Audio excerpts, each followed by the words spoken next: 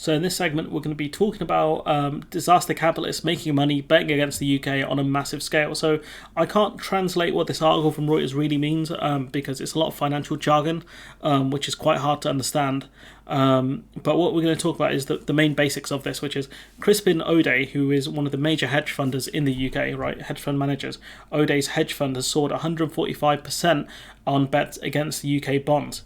So what that means is he's betting that the bonds will do very badly. So betting against the price or shorting government bonds has been one of the trades of the year, as soaring inflation forces central banks to hike interest rates more aggressively than what was predicted a few months ago. So Crispin O'Day has made a lot of money betting against the UK effectively. He did it during the referendum. I think it was him. I covered a story, might have been 2 years ago now, about it, that a lot of city traders made a lot of money from betting against the pound during the referendum. Some of them tried it in 2019 during the prorogation thing, and evidently they're still doing it now.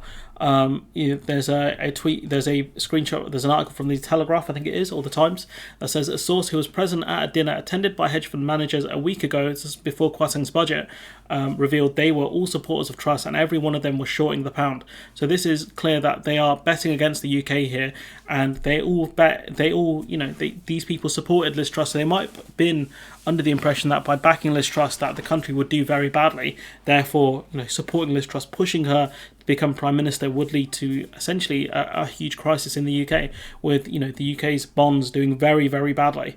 A government that is doing incredible borrowing. I think the tax cuts cost around 40 billion mark, the 40 billion pound mark. You've got the energy package is going to cost around the 60 billion pound mark. So you've got 100 billion pounds just there borrowing alone. Which the UK is going to have to fund via selling bonds, and the UK bonds are not doing very well.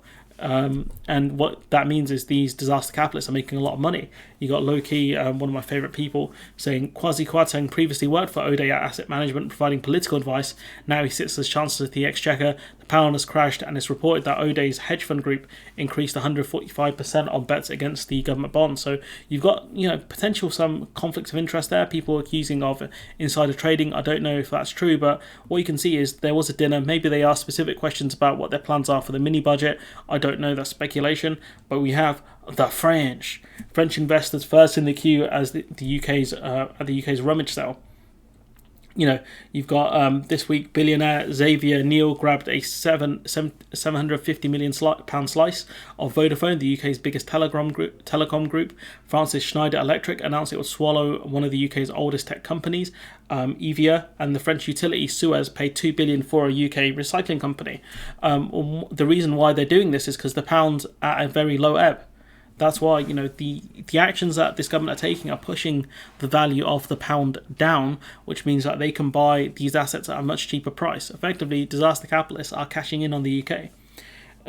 You got a flurry of cross-channel deals on a single day, followed telecoms entrepreneur Patrick buying 18% of BT last year, while French satellite group French Word is preparing to acquire the UK's OneWeb. OneWeb, which is owned by the government, or at least the government has large shares in it. It's a bit weird if they sell it. I'm pretty sure the government does. They do satellites. In this dastardly plot orchestrated by former Rothschild banker Emmanuel Macron. Is this plot by Macron? Probably not, let's be honest now. Bankers point instead to the relative decline in valuations and currency since the Brexit vote. So evidently Brexit has led to a devaluation of the currency, but it's gotten far worse under the current lot we have now. Kwarteng, whilst giving a speech setting out his budget, the pound was dropping. That's how bad it was.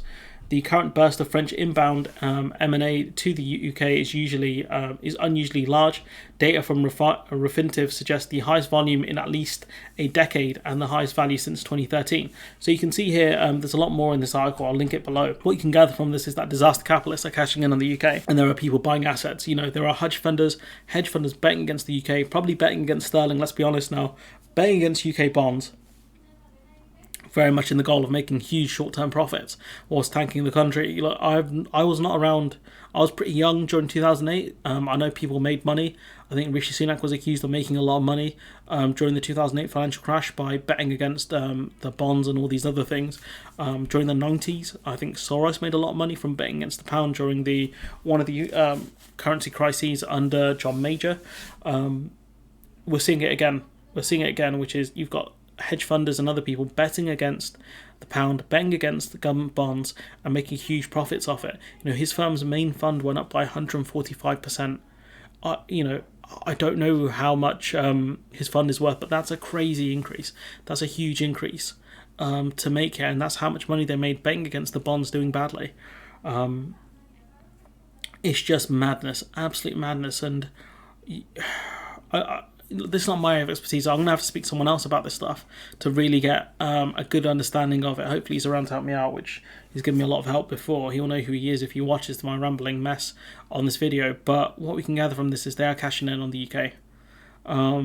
And I don't know where we go from here, because this country, the Tories moaned about how bad the country's financial state was after 2008, right? We're in a much, much worse position where you've got people talking about trickle-down economics and trying to push really debunked economic ideas.